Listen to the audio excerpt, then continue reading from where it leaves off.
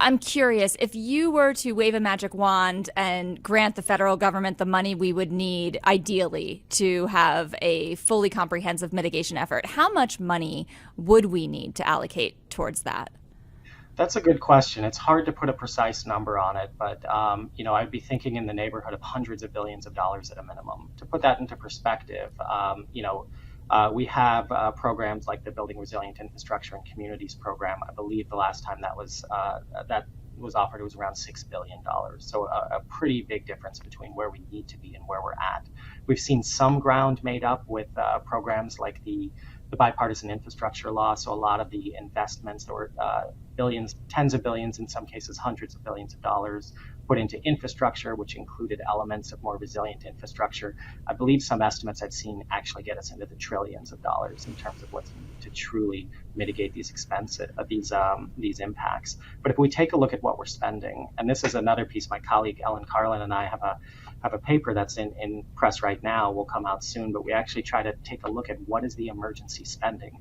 And we've been spending hundreds of billions of dollars in emergency supplemental spending on disasters. And if we include COVID, that number is in the trillions of dollars. So already we've outspent what we could conceivably need in terms of putting in the mitigation measures in a very short period of time. So as much as this sounds like a big number for what we need for mitigation to help prevent the impacts of disasters, we're already spending it on the back end, and we're spending it much faster and after people have lost lives and livelihoods as a result of it.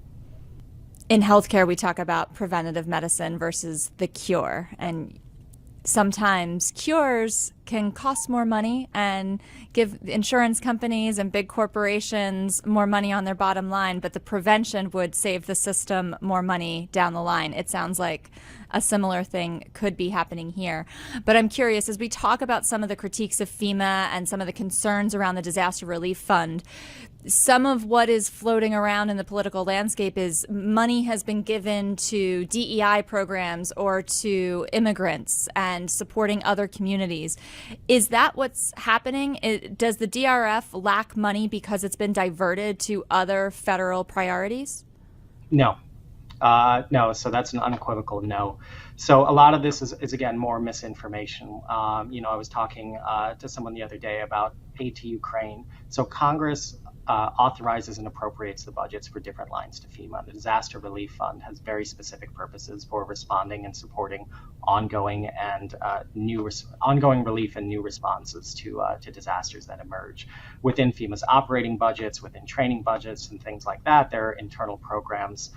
Certainly in terms of emergency, aid to Ukraine and things like that, these are different budget lines. You can't, a colleague of mine in the military says there are different colors of money. You can't take money from one line into another without congressional permission to do so. So this is sort of cherry picking numbers from different parts of the federal ledger as if it's interchangeable, and it's just not.